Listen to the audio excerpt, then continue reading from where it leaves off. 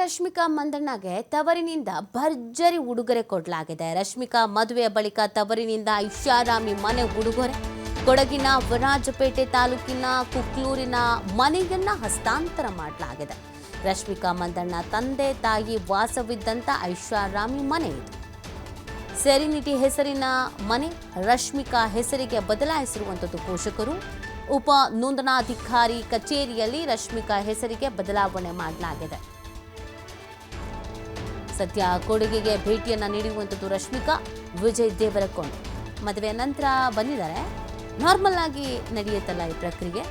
ಮದುವೆಯ ನಂತರ ಅಂದರೆ ಮನೆ ಮಗಳು ಬೇರೆ ಮನೆಗೆ ಮದುವೆ ಮಾಡಿಕೊಡ್ತಾ ಇದ್ದಾರೆ. ಅದಾದಮೇಲೆ ಅರಿಶಿನ ಕುಂಕುಮಕ್ಕೆ ಅಂತ ಕೊಡ್ತೀವಿ ಅಂತೆಲ್ಲ ಹೇಳ್ತಾರಲ್ಲ, ಹಾಗೆ ಕೊಟ್ಟಿದ್ದಾರೆ.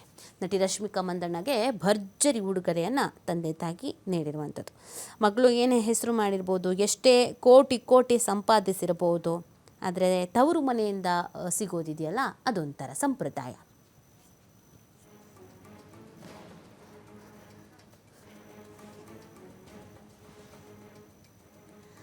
ನಟಿ ರಶ್ಮಿಕಾ ಮಂದಣ್ಣಗೆ ಭರ್ಜರಿ ಉಡುಗೊರೆಯನ್ನು ತಾಯಿ ಮತ್ತು ತಂದೆ ನೀಡಿದ್ದಾರೆ. ಮದುವೆಯ ನಂತರ ಮೊದಲ ಬಾರಿ ಬಂದಿದ್ದರು. ಆ ಸಂದರ್ಭದಲ್ಲಿಯೇ ಈ ಒಂದು ಭರ್ಜರಿ ಉಡುಗೊರೆಯನ್ನು ನೀಡಲಾಗಿದೆ.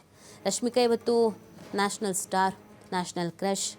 ಆದರೆ ತವರು ಮನೆಯಿಂದ ಸಿಗುವಂಥ ಉಡುಗೊರೆ ಇದೆಯಲ್ಲ, ಅದು ಕೋಟಿ ಬೆಲೆ ಬಾಳೋದಾಗಿರ್ಬೋದು, ಅಥವಾ ಹೂವು, ಸೀರೆ, ಅರಿಶಿನ ಕುಂಕುಮ ಆಗಿರಬಹುದು. ಅದೊಂದು ಎಮೋಷನಲ್, ಭಾವನಾತ್ಮಕವಾಗಿ ತವರು ಮನೆಯಿಂದ ಏನು ಕೊಡ್ತಾರೆ ಅನ್ನೋದಿರುತ್ತೆ. ಅದು ಬಹಳ ಖುಷಿ ತರಿಸುತ್ತೆ.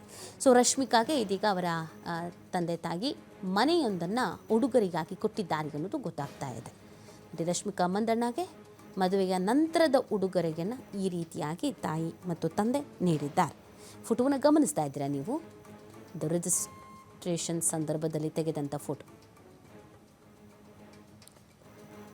ಈ ಬಗ್ಗೆ ಮಾಹಿತಿಯನ್ನು ನೀಡ್ತಾರೆ ನಮ್ಮ ಪ್ರತಿನಿಧಿ ಲೋಹಿತ್. ಮದುವೆಯ ನಂತರ ಮೊದಲ ಬಾರಿಗೆ ತವರು ಮನೆಗೆ ಬಂದಂಥ ರಶ್ಮಿಕಾಗೆ ಭರ್ಜರಿ ಉಡುಗೊರೆ ಸಿಕ್ಕಿದೆ. ಎಷ್ಟು ನೀತಿ ಏನಂತಂದ್ರೆ, ಈಗಾಗಲೇ ರಶ್ಮಿಕಾ ಮಂದಣ್ಣ ಗುಜರಾತ್ ನಲ್ಲಿ ಅದ್ದೂರಿಯಾಗಿ ಮದುವೆಯನ್ನಾಗಿದ್ರು. ಇದೇ ಮೊದಲ ಬಾರಿಗೆ ಇದೀಗ ಕೊಡಗು ಜಿಲ್ಲೆಗೆ ತವರು ಜಿಲ್ಲೆಗೆ ಆಗಮಿಸಿರುವಂತದ್ದು.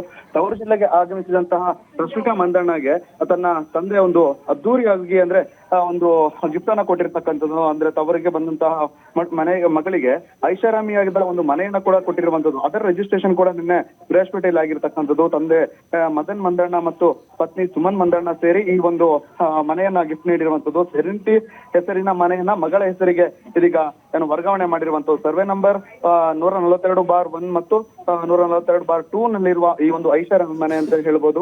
ಹೀಗಾಗಿ ಈ ಒಂದು ವಿರಾಜಪೇಟೆಯ ಉಪನೋಂದಣಿ ಕಚೇರಿಯಲ್ಲಿ ಈ ಒಂದು ರಶ್ಮಿಕಾ ಮಂದಣ್ಣಗೆ ಇದೀಗ ಆ ಮನೆಯನ್ನ ನೋಂದಣಿ ಮಾಡಿ ಕೊಟ್ಟಿರುವಂತದ್ದು. ಅಂದ್ರೆ ಸಾಕಷ್ಟು ಅದ್ದೂರಿಯಾಗಿ ಮದುವೆಯಾದ ಬಳಿಕ ಇದೀಗ ರಶ್ಮಿಕಾ ಮಂದಣ್ಣ ಮೊದಲ ಬಾರಿಗೆ ಮನೆಗೆ ಆಗಮಿಸಿದ ಹಿನ್ನೆಲೆಯಲ್ಲಿ ಆಕೆಗೆ ಒಂದು ತಂದೆ ಉಡುಗೊರೆಯನ್ನ ಕೊಟ್ಟಿರುವಂತದ್ದು. ನೀತಿ.